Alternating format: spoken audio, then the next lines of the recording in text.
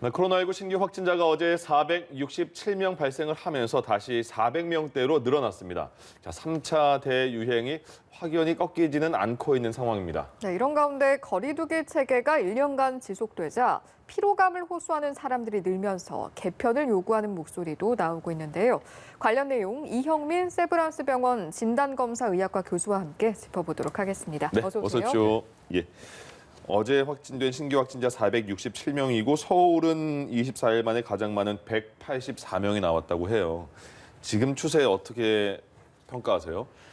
예, 맞습니다. 이제 전반적인 상황을 봤을 때는요. 1월 초부터 시작됐던 감소세가 1월 18일 정도까지 쭉 유지가 되다가 그 이후로 감소세는 둔화가 되고 네. 그러면서 그 다음 주부터 생겼던 그 IM 선교회 등의 집단 감염 발생 여부에 따라서 등락이 좀 있는 그런 상황입니다. 그러면서 지금 현재의 그 코로나19 확진자 발생은 더 이상 감소하지는 않고 오히려 약간 증가하거나 평상시, 그러니까 1월 말 정도 수준을 유지하는 상황이라고 볼 수가 있는데요. 예. 그렇게 볼 수 있는 데이터가 우리가 1월 5일 날, 그러니까 동일 요일끼리 좀 비교를 해보게 되면은 1월 5일 날 그 확진자 숫자가 809명이었었습니다. 네. 809명이었었는데 1월 12일 날은 536명, 19일 날은 373명까지 감소를 했습니다. 이제 이렇게 해서 쭉 감소를 하다가 1월 26일 날은 오히려 516명으로 늘었다가 2월 2일 어제죠. 어제는 433명으로 1월 중순의 최저점에 비해서는 오히려 지금 약간 증가 양상을 보여주고 있거든요. 예. 근데 이런 양상들이 전반적인 그 코로나19 확진자의 발생 현황 자체는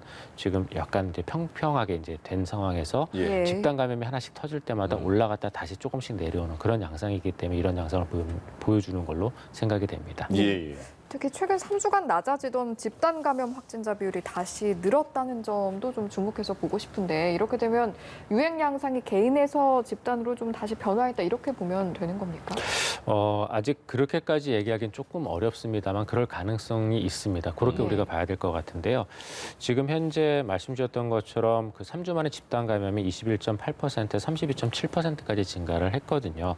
근데 이렇게 그 집단 감염이 증가한 이유는 우리가 선행 확진자 접촉은 지금 계속되고 있거든요. 예. 선행 확진자와의 접촉에 의한 개인 간의 감염은 지속적으로 어느 정도 수준을 유지하고 있는 상황에서 근데 이런 상황에서 이동량이 늘어나고 그다음에 코로나19에 대한 주의력이 떨어지게 되면서 집단 감염을 다시 또 좀 지난 뒤에 발견하는 경우들이 많아지고 있습니다. 예. 그리고 또 일부 교회하고 다중이용 시설의 경우에 있어서는 방역 수칙을 지금 제대로 지키지 않는 좀 약간 이 코로나19에 대한 그 경각심이 떨어진 틈을 타서 방역 수칙을 좀 제대로 지키지 않는 그런 지금 양상들이 나타나고 있거든요. 예. 그러다 보니까 지금 현재 그 국내에서 발생하고 있었던 집단 감염이 어느 정도 줄었다가 다시 늘어나고 있는 양상으로 보이는 걸로 생각이 됩니다. 그리고 이렇게 지금 저희가 볼 수 있는 몇 가지 데이터들은 1월 20일에서 2월 2일까지 신고된 5,700명 정도에 대한 경로를 보시면은 네. 선행 확진자 접촉은 여전히 33.5%로 많거든요. 그래서 감염이 지금 있는 상황에서 이게 계속 컨트롤이 안 되고 조금씩 늘어나고 있는 상황이다 보니까 예. 이런 집단 감염이 점점 더 늘어나는 걸로 이렇게 보이는 걸로 생각이 됩니다. 예. 수치 면에서는 감염 재생산 지수도 주목해서 보고 싶은데 지난달 중순에 0.79까지 떨어졌다가 지난주에는 또 0.95까지 다시 올라서 이 정도의 수치면 좀 1에 가까워졌으니까 좀 경계하고 조심해야 하는 상황 아니겠습니까? 예, 맞습니다.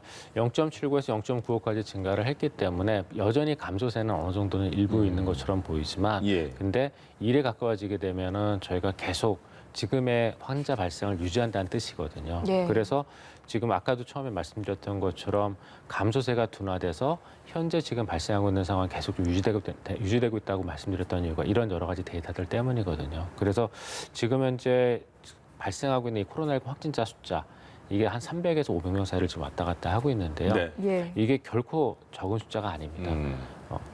여러 전문가들도 얘기를 하고 있지만 이 숫자가 더 줄어야 되는 상황이거든요. 예. 더 줄어야 되는 이유는 여러 가지가 있겠지만 첫 번째는 설 연휴가 얼마 남지 않았고 네. 그다음에 우리가 2월 말부터는 그 코로나19 백신 예방 접종을 시작을 해야 되거든요. 네. 그러면은 예방 접종을 하는 과정 중에도 사람들이 많이 모일 수가 있기 때문에 그 과정 중에서의 어떤 코로나19 전파도 우리가 충분히 주의를 해야 되고 그다음에 두 번째는 방역 당국의 입장에서는 예방 접종을 하는 그 순간에도 코로나19에 대한 그 방역을 놓을 수 없는 상황이 될 가능성이 높거든요. 한마디로 작년에 했던 코로나19 방역 정책과 활동을 계속 유지를 하면서 거기에 예방접종 업무가 더 쉬워지게 되면 예방접종을 원활하게 어려울 수도 있습니다. 네. 그래서 지금 최대한 코로나19 감염자 숫자를 줄여야 그래야 저희가 설 연휴 그리고 그 이후에 있을 예방접종을 보다 더 원활하게 수행할 수 있기 때문에 가급적 지금의 어떤 코로나19 그 개인 방역이나 생활 방역을 좀 잘 지켜주시고 예. 그다음에 이런 것들을 좀 줄일 수 있도록 노력을 계속해야 될 것 같습니다.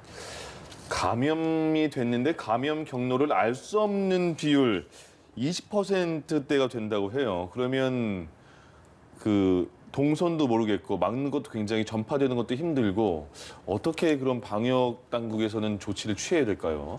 맞습니다. 이게 이제 굉장히 어려운 측면들인데요. 네.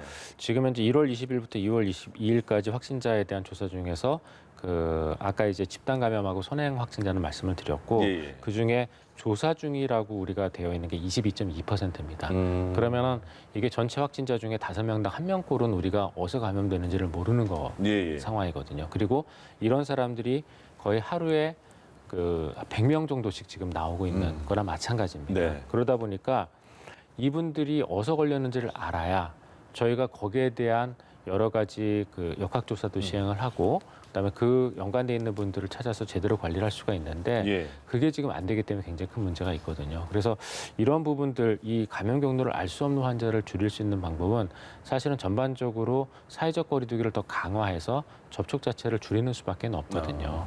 아니면은 우리가 이런 분들을 계속 지속적으로 이렇게 검사를 대규모로 시행을 해서 찾아가지고 거기에 대한 역학조사를 수행하는 수밖에 없는데 예. 근데 역학조사를 해도 어디에서 감염되는지 모르는 분들이니까 네네. 이런 분들에 대해서는 저희가 결국은 사회적 거리두기 강화하고 그다음에 검사를 보다 더 쉽게 할 수 있도록 해서 지역사 안에 숨어있는 분들을 계속 찾아내는 방법밖에 없습니다. 그렇게 예. 하다 보면 떨어질 수밖에 없거든요.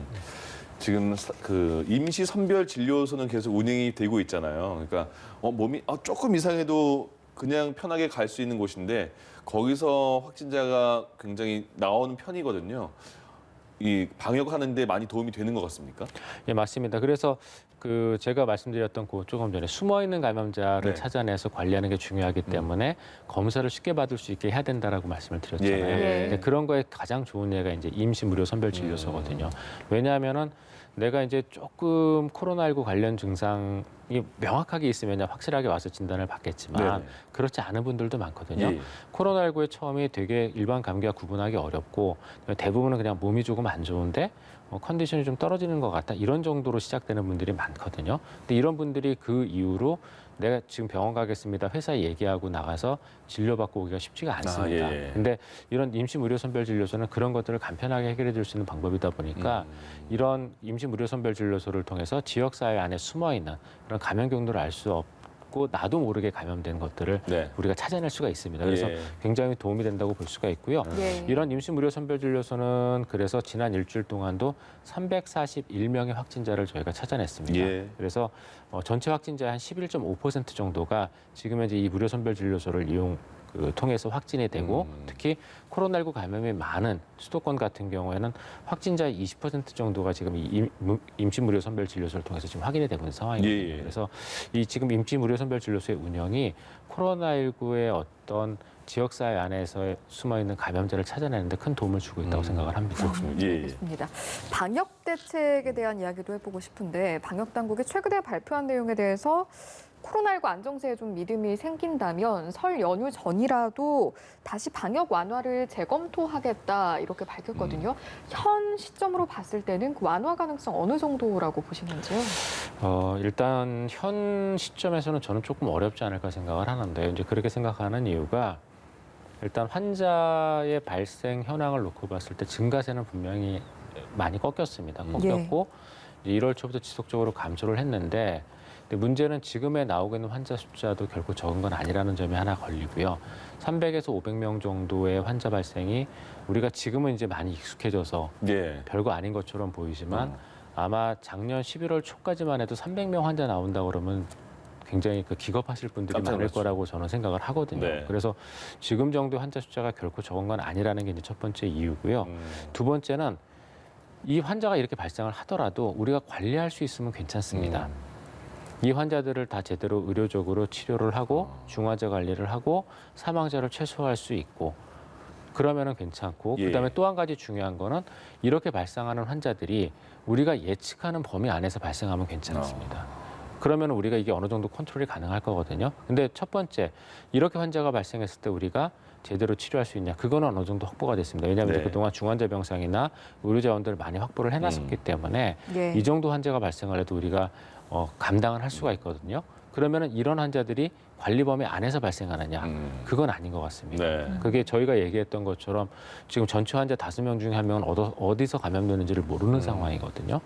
그러면은 우리가 모르는 그러한 지역사 안에 숨어있던 감염이 저희가 얘기한 것처럼 다시 또 집단 감염 형태로 지속적으로 나타날 가능성이 높고 그러한 지금 양상들이 최근 들어 조금씩 나타나고 있는 거거든요. 예. 그래서 관리 범위 안에서 발생하고 있는 코로나19 확진자 숫자, 그러니까 지금 현재 발생하고 있는 코로나19 확진자들이 전부 다 관리 범위 안에서 발생한다라는 그런 확신이 없으면 그러면은 제가 보기에는 아마도 지금의 사회적 거리두기를 완화하기는 조금 쉽지 않을 걸로 보입니다. 예.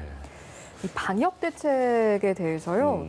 효과는 인정하지만 많은 국민들이 피로감을 좀 호소하고 있는 상황으로 보이는데 특히 예. 자영업자들 경우에 9시 이후에 영업 금지를 좀 해제해달라 요즘에 그런 목소리가 더욱더 높아지고 있어서요. 이 부분에 있어서는 좀 어떤 의견을 가지고 계십니까? 일단 먼저 자영업자분들의 어떤 고생, 그다음에 이제 피해에 대해서는 굉장히 좀 안 됐다는 말씀과 그다음에 뭐 그런 말씀을 좀 드리고 싶고요. 네. 당연히 되게 힘들고 피곤하실 것 예, 같습니다. 예. 왜냐하면 자영업자들 같은 경우에 있어서는 사실 그분들의 모든 생계가 영업 시간이나 또는 그러니까 저희 발생하는 그 손님들의 숫자에 달려 있는데 사회적 거리두기나 영업 시간 제한 때문에 그런 것들이 굉장히 어려운 점들이 많은 걸로는 알고 있거든요. 예. 그런데 이제 문제는 시간도 시간이지만 어떻게 영업하느냐도 되게 문제일 걸로 생각이 되거든요. 근데 지금 얘기 드렸던 것처럼 코로나19 확진자 5명 중에 1명이 어디서 감염되는지를 모르고 그다음에 환자 발생도 아직까지도 300에서 500명 사이를 왔다 갔다 하면서 그다음에 어느 정도까지는 줄었지만 지속적으로 유지가 되고 있는 상황이고 네. 이런 상황에서 과연 사회적 거리두기를 완화하는 것이 가능할까라는 생각이 조금 들거든요. 예. 그리고 또 한 가지 중요한 거는 이러한 다양한 업종들이 생활 방역에 대한 대비가 되어 있느냐도 되게 중요한 이슈라고 생각을 합니다. 네. 저희가 왜냐하면은 작년 10월 달 정도까지 코로나19에 대해서 잘 관리를 하다가 11월에 3차 대유행을 맞이했을 때 3차 대유행의 원인을 몇 가지를 저희가 들 수 있지만 예. 분명히 그 안에는 사회적 거리두기의 완화와 그다음에 완화된 사회적 거리두기를 제대로 수행하지 못했던 어떠한 생활 방역의 문제점들도 일부 있다고 생각을 하거든요. 예. 그래서 지금이야 식당을 통한 전파가 많이 줄었다고 하지만 그 당시에 그 3차 대유행의 양상을 저희가 되짚어 보면은 사회적 거리두기가 완화가 되면서 전반적인 이동량이 굉장히 증가를 했고 그러면서 식당이나 주점을 통한 전파가 1차적으로 일어나고 이런 것들이 다시 또 종교시설이나 또는 다중이용시설을 통해서 증폭된 측면들이 있습니다. 예. 그래서 그러한 하나의 고리에서의 어떤 자영업이 차지했던 그 전파의 양상들, 위험성들이 일부 있었기 때문에 예. 그런 것들이 그러면은 지난 11월부터 11월, 12월, 1월을 거치면서 충분히 보완이 되는지가 중요하거든요. 그런데 그런 부분들이 일부 보완될 때도 있겠지만 또 보완이 되지 않은 부분들도 있기 때문에 예. 그런 것들을 다 보완을 하고 나서 그러고 나서 다시 또 사회적 거리두기 완화나 영업 시간의 어떤 제한을 해제하는 문제들을 저희가 논의를 해야 될 걸로 생각이 됩니다. 네, 알겠습니다. 오늘 말씀 여기까지 듣겠습니다. 이형민 세브란스 병원 진단검사의학과 교수와 함께했습니다. 고맙습니다. 고맙습니다. 예.